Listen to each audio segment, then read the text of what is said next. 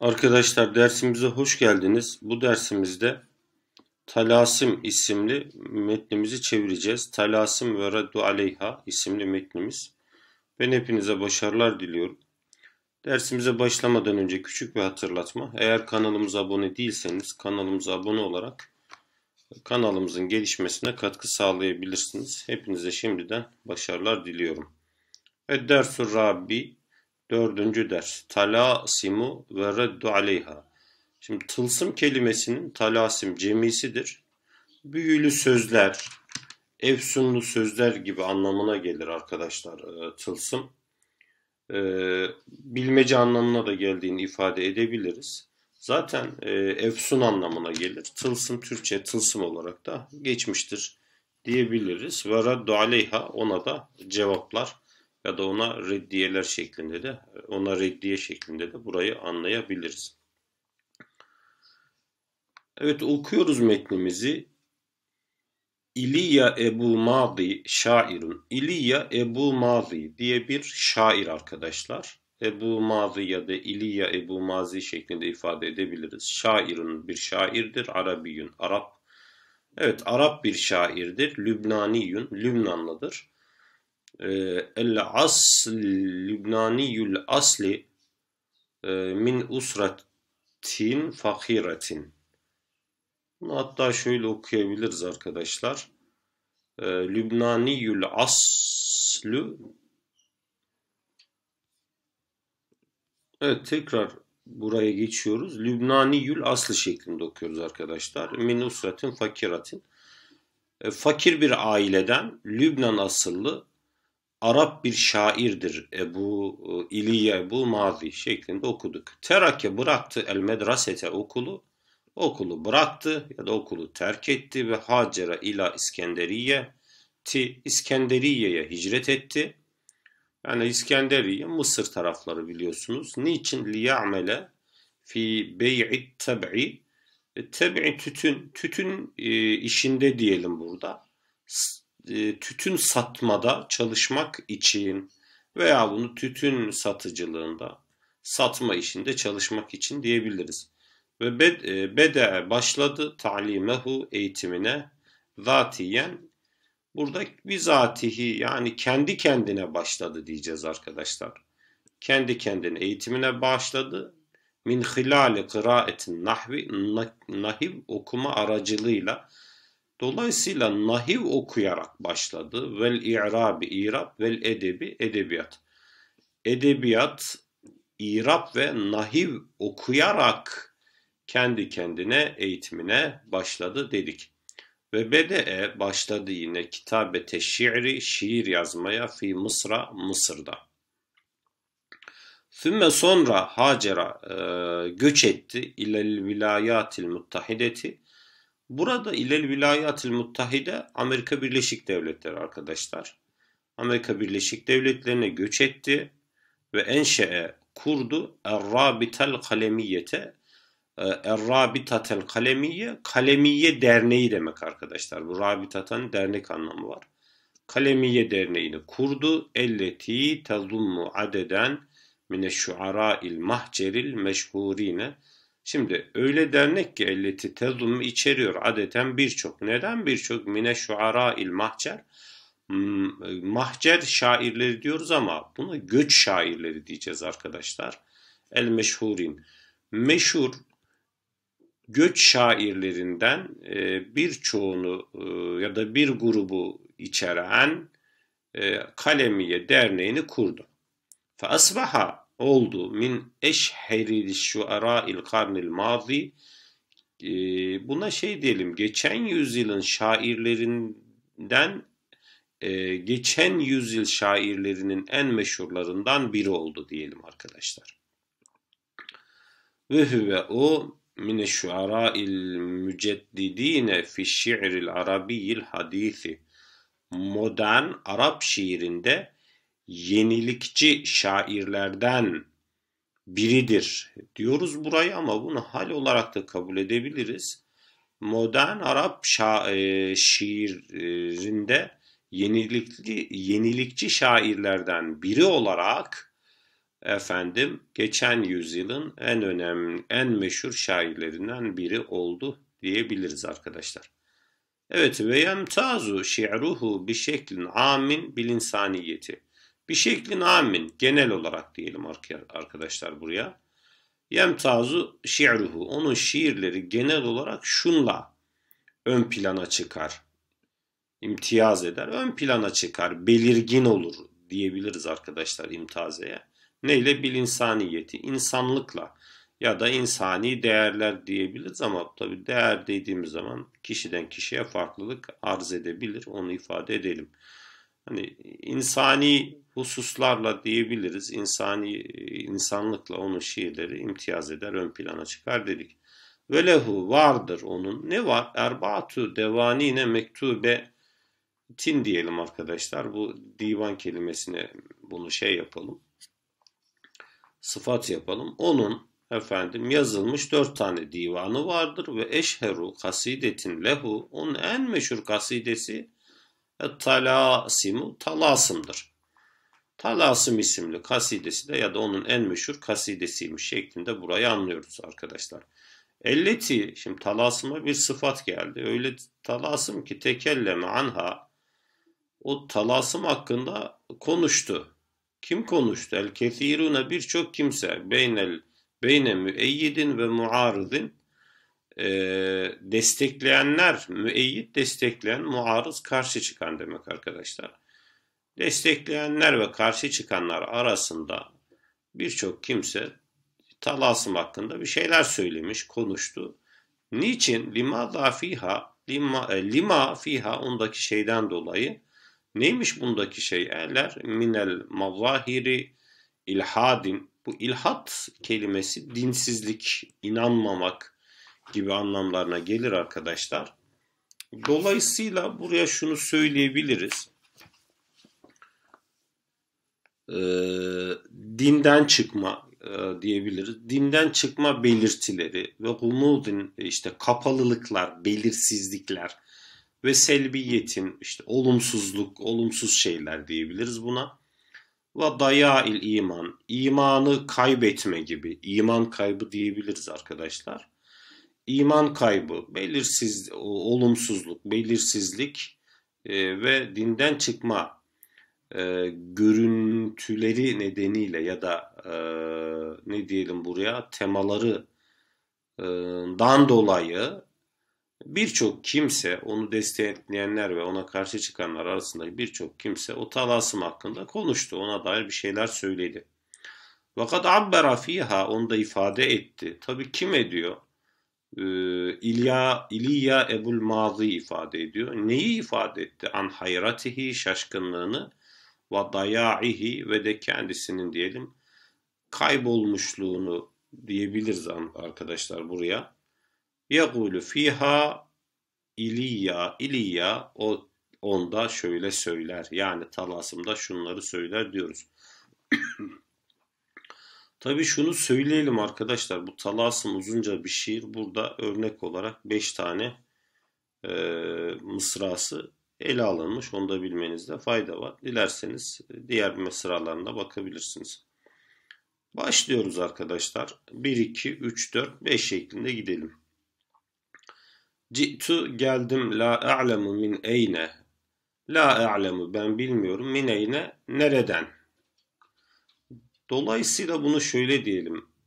Nereden bildiğimi, nereden geldiğimi bilmeden geldim. Velakinni, ancak ben eteytü, geldim şeklinde burayı ifade edelim. Ya da ci'tu, geldim, la a'lemu, bilmiyorum, min eyne, nereden. Nereden geldiğim ya da nereden geldiğimi bilmeden geldim. Velakinni eteytü, ancak ben geldim. Velakad ebsartu, ben gördüm. Uddami, önümde, tarikan, bir yol, femeşeytü, yürüdüm. Ben önümde bir yol gördüm ve yürüdüm. Ve seebqa maşiyen, seebqa, kalacağım, maşiyen, yürüyerek kalacağım. Yani yürümeye devam edeceğim demek. İnşi'tü hâzâ em ebeytü. Eğer bunu istersem inşi'tü, em ebeytü, ya da istemezsem ya da vazgeçersem. Ya şöyle anlayalım arkadaşlar. İstesem de bunu istemesem de ben yürüyerek kalacağım. Yani yürümeye devam edeceğim. Keyfe ci'tu nasıl geldim? Keyfe ebsartu tariki yolumu nasıl gördüm? Lestu edri ben bilmiyorum. Ecedidun em kadimun ene fi hadel vücudu. Ecedid hatta şöyle yapabiliriz burada. Ene cedidun em kadimun fi hadel hayat demek arkadaşlar. Onu söyleyelim. Cedidun em kadimun ene. Ene işin içine katarak ben cedidun yeni miyim? Em kadimun eski miyim? Fi hadel vücudi bu varlıkta. Bu varlıkta ben eski miyim, yeni miyim? Hel ene hürrün talikun. Ben hür müyüm, talikun böyle. Bu da ikisi de aynı anlama gelir. Serbest, bağımsız belki, özgür bir hür müyüm? Em esirun, yoksa bir esir miyim? Fi kuyudin, prangalar içerisinde bir esir miyim? Hel ene kaidu nefsi, ben kendimin yöneteni miyim? Ya da kendimi ben mi yönetiyorum? Fi hayati, hayatımda. Em mekudun, veyahut da ben yönetilen miyim? Yani evet ya bu mekutla esir aynı anlama gelir arkadaşlar, onu söyleyelim. Tabi biz biraz daha lafzi anlam yazıyoruz. Şairin ruhsal halinde bilmiyoruz arkadaşlar, onu da söylemekte fayda var. Temenna ben temenni ederim. Enneni ben edri bilmemi temenni ederim. Yani ben bilmek istiyorum. Velakin ancak lestü edri ben bilmiyorum.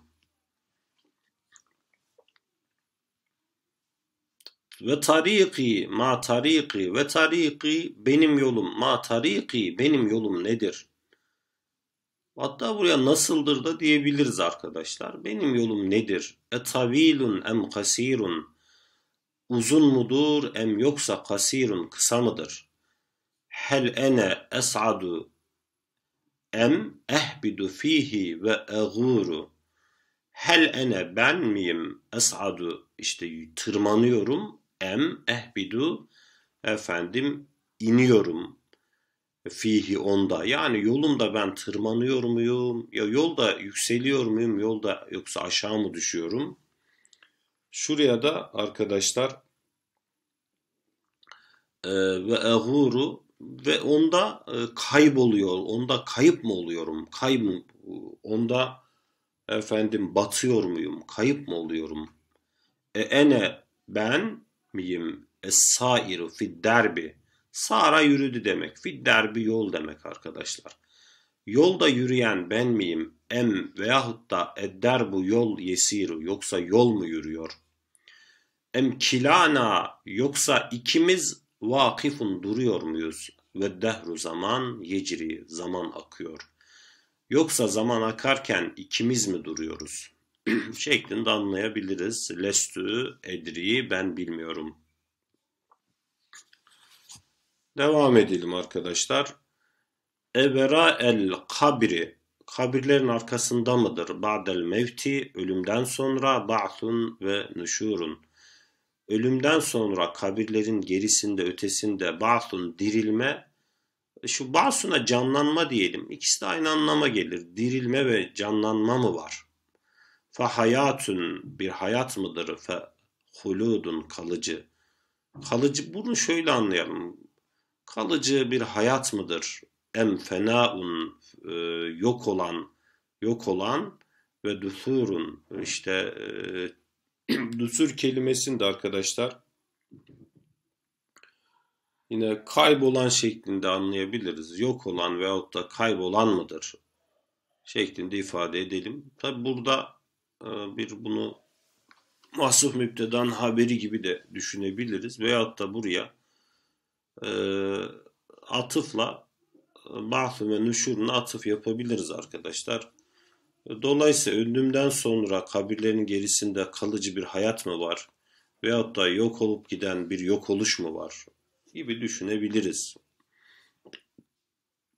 Kelamun nasi sıdkun. İnsanların sözü doğru mudur?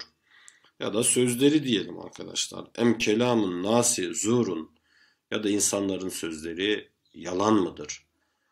Bunu insanların konuştukları doğru mudur veyahut da insanların konuştukları yalan mıdır şeklinde de anlayabiliriz. Sahihun doğru mudur? Enne ba'dan nasi yedri. Enne ne doğru mudur? Enne ba'dan nas, insanların bir kısmı yedri biliyor. İnsanların bir kısmının bildiği doğru mudur? Lestü edri, ben bilmiyorum. Son dörtlüğümüze geldik diyelim arkadaşlar. Kad seeltül bahra yevmen. Kad seeltü sordum el bahra, denize. Yevmen bir gün. Bir gün denize sordum. Hel ene ya bahru minka. Şurada minka bu işba elifidir arkadaşlar. Vezin için gelmiştir, ikamesi için. Diyelim buna takılmayın. Minke demek bu. Ya bahru, ey deniz, ben minke senden miyim? Ya da bunu ben senden bir parça mıyım? Şeklinde anlayabiliriz. Hel sahihun, doğru mudur? Ma ravahu ba'duhum anni ve anka. Şimdi buradaki ba'duhum insanlar demek. Rava rivayet etti, aktardı, söyledi demek. İnsanların söylediği şeyler anni benim hakkımda ve anka senin hakkında. İnsanların benim ve senin hakkında söyledikleri doğru mudur? Efendim devam ediyoruz. Em tura ma zaamu zuran ve bühtanen ve ifken. Burayı biraz şöyle anlayalım. Em tura, yoksa acaba onların iddia ettikleri zuran, yalan, bühtanen, yine bu da yalan, iftira, yanlış diyelim. Şu da ifken, iftira. Burayı şöyle anlayalım. Yoksa onların söyledikleri bir yalan, bir iftira, bir yanlış mıdır? Şeklinde anlayabiliriz arkadaşlar. Dahiket, güldü, emvacuhu, denizin dalgaları, minni, bana, ve kalet, şöyle dedi. Lestü edri, ben bilmiyorum. Evet, denizin dalgaları da bilmediğini ifade etmiş arkadaşlar. Şimdi buraya kadar okuduğumuz İliya Ebu'l-Mazi'nin şiirinden bölümler idi. Şimdi ona cevapları okuyacağız. Bakalım cevaplarda ne var? Hatta şurayı biraz düzenleyebiliriz arkadaşlar. Tek sayfa yapalım. Dağınık olmasın. وَقَدْ رَدَّ كَثِيرٌ mineşşuara'i vel ulemâ'i ala İliya Ebu'l-Mazi. Şöyle diyelim. Ve kad radde, cevap verdi. Kesirun mineşşuara, birçok şair, vel ulema, bilim adamı, kime ala İliya Ebu'l-Mazi. İliya Ebu'l-Mazi'ye cevap verdi. Ve minhum, onlar arasında var. Kim var? El İmam Yusuf el-Kardavi. İmam Yusuf el-Kardavi de onlardan biridir diyelim. Reisu İttihadi Ulemâ'il Müslimin, Müslüman alimleri birliği başkanı olan İmam Yusuf el-Kardavi onlardan biridir. Başka kim? Vel Üstadu Doktor Rebi' Said Abdülhalim diyelim. Doktor Rebi Said Abdülhalim de yine onlardan bir tanesiymiş arkadaşlar.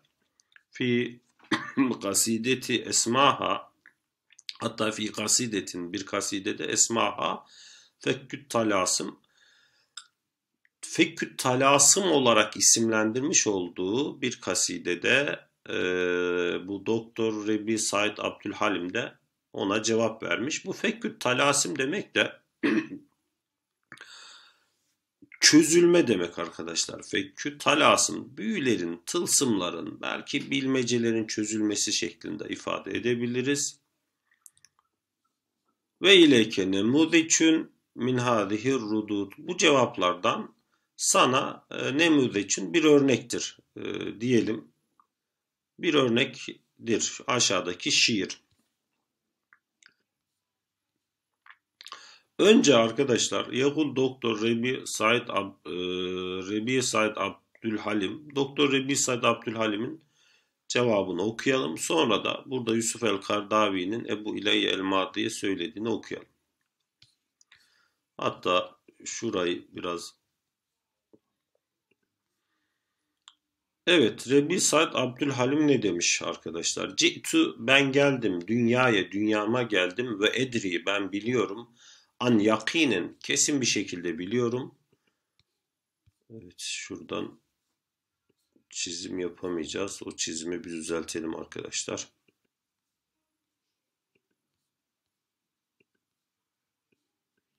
Evet, tekrar baştan okuyalım.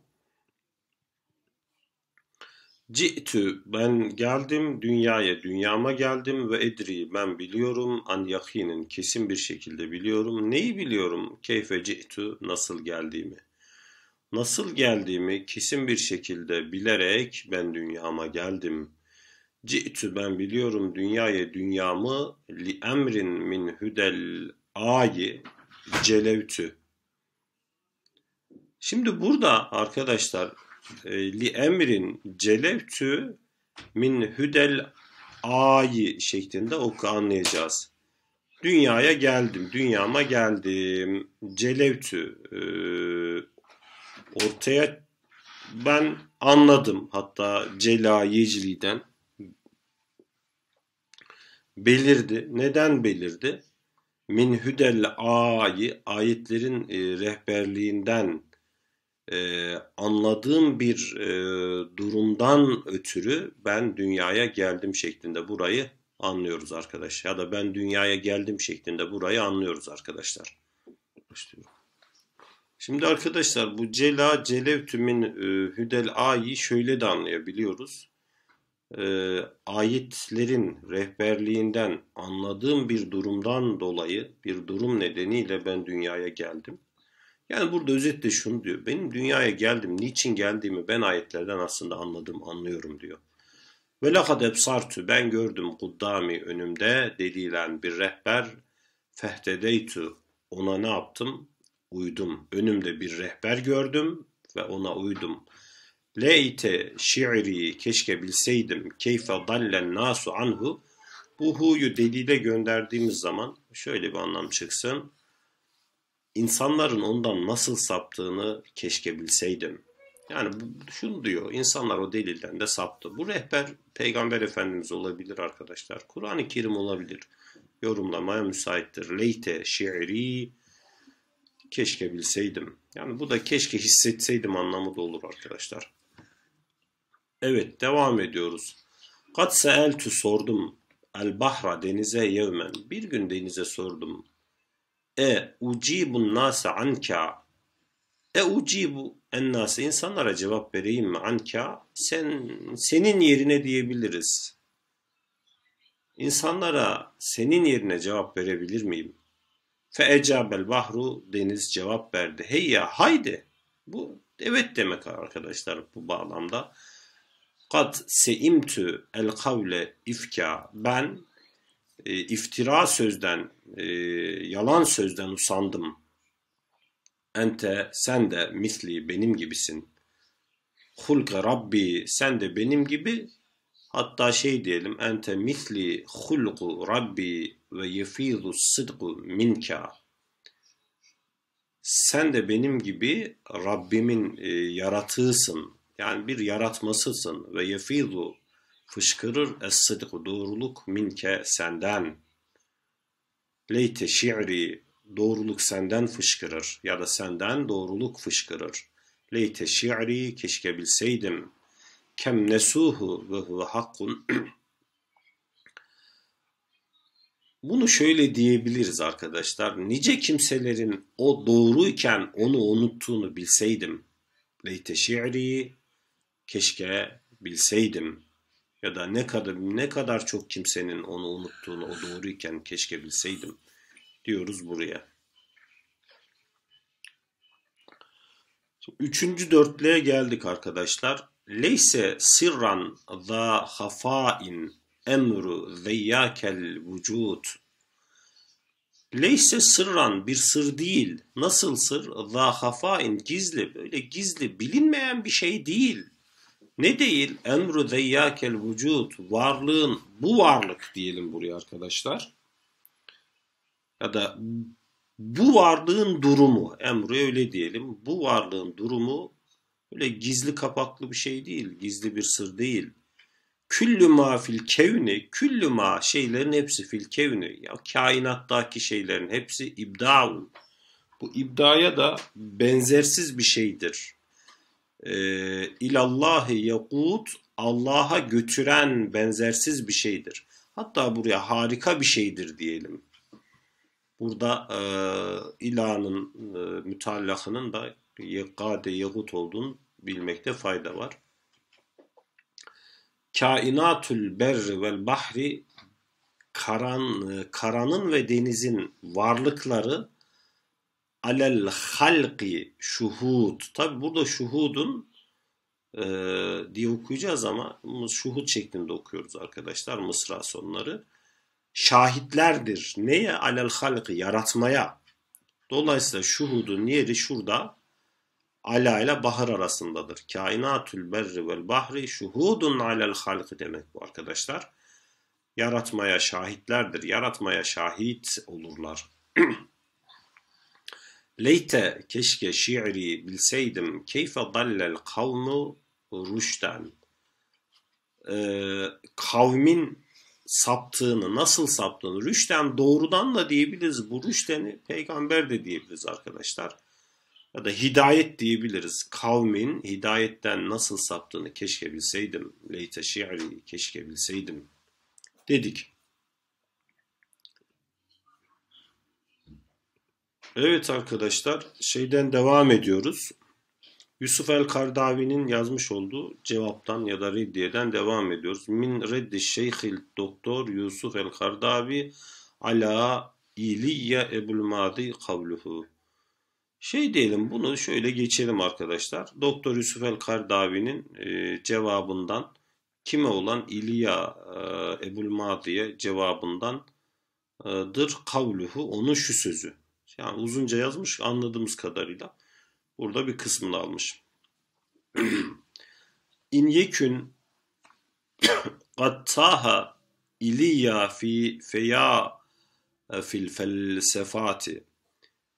Eğer in yekün olmuşsa qattaha İliya yolunu kaybetmişse, nerede? Fi feyatil felsefati, felsefenin çöllerinde yolunu kaybetmişse, bata hayrane,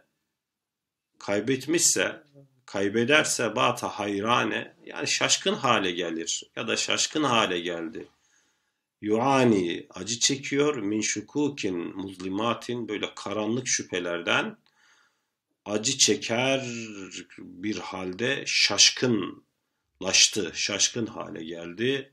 Bate, oldu, la ya'rifu, bilmiyor, ma'na li hayatin ev mematin, ölümün ve yaşamın anlamını bilmez bir hale geldi. Yani bilmez bir halde devam etti diyelim. Bate la yefriku, ayıramıyor, ayıramaz bir halde olmaya devam etti. Neyi? Beynel milhi vel azbil furati. Bu azbil furat tatlı su demek. Bu milh de tuzlu su. Burada tuzlu anlamında. Tatlı ve tuzlu suyu arasında ayıramaz bir halde devam etti ya da ayıramaz bir hale geldi. Fe ene, ben, edri, biliyorum, ve edri, biliyorum. Ben biliyorum ki, hatta ben biliyorum. Neyi? Lime la edri sırra zati. Lime, niçin, la edri, bilmiyorum, sırra zati. Varlığımın sırrını niçin bilemediğimi ben biliyorum. Ve ene edri, yine ben biliyorum, mebde'i, benim başlangıcımı, min eyyi şeyin, hangi şeyden başladığımı biliyorum, ve ene ati, ve geldiğimi. Yani burada hangi şeyden başladığımı ve hangi şeyden geldiğimi de biliyorum. Ve ene edri, ben biliyorum, eyne temzi rihleti ba'del vefati, ölümden sonra yolculuğumun nereye gittiğini de biliyorum ben. Ene edri, ben biliyorum, gayeti, amacımı. A'rifu minhace hayati, biliyorum minhace hayati, hayatımın yöntemini de, belki metodunu, belki usulünü de biliyorum. diyelim arkadaşlar. Hasbiyel Kur'anu. Kur'an bana yeter, etluhu okuyorum. Okuduğum Kur'an bana yeter. Feyuhyi beni feyuhyi li benim için canlandırıyor. Mevati ölümlerimi diyelim arkadaşlar.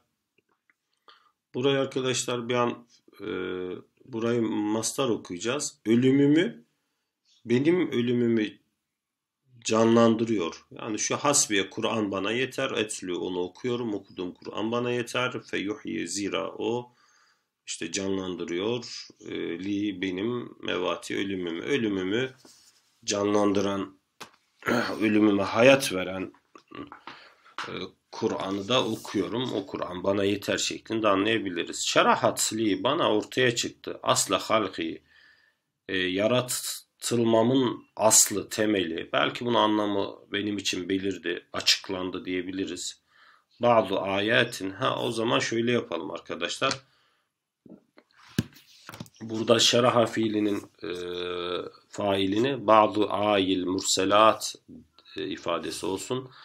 Murselat'ın ayetlerinin bir kısmı ya da burada Murselat suresinin ayetleri bana açıkladı. Neyi açıkladı? Aslı halkı yaratılmamın aslını bana açıkladı ve tecella li masiri ve tecella belirdi li benim için masiri benim gidişatım ya da burada kader anlamı da var. Benim kaderim bana belirdi.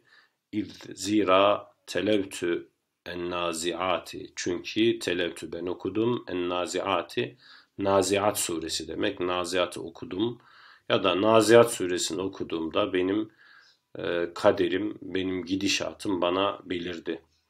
Ve stebanet gayeti benim amacım da belirgin hale geldi. Yine ortaya çıktı. Neden? Min ayetten fi Zariyat suresindeki bir ayetten benim amacım da belirdi. Ene ben ruhun bir ruhum ve ene nurun ben bir nurum. La hasate fi felati. Felat çöl demek. Çölde çakıl taşı şöyle la hasate fil felat. La hasate çakıl taşı yok. Nerede yok? Fil felat efendim çölde. Dolayısıyla şöyle anlayabiliriz arkadaşlar. Belki nura bunu sıfat olarak da düşünebiliriz. Çölde bir çakıl taşı olmayan bir nurum, bir ruhum ben şeklinde anlayabiliyoruz. Ve ene ben şemsun bir güneşim leyse tutfeu söndürmez yani sönmez bi hubutil asifati fırtınaların esmesiyle sönmeyen bir güneşim ben. Zâke sırrı ya zemani ey zamanım işte bu benim sırrımdır. Fel yemut gayzen adati fel yemut ölsün gayzen böyle öfkeden kızgınlıktan dolayı idati düşmanlarım öfkeden dolayı da düşmanlarım ölsün şeklinde anladık burayı arkadaşlar. Ben aşağıda kelimeler var son sayfa bir alt sayfada oradan kelimelerine de bakabilirsiniz. Ben hepinize başarılar diliyorum. Başka bir metinin çevirisinde görüşmek üzere. Sağlıcakla kalın. Arapçayla kalmaya devam edin arkadaşlar.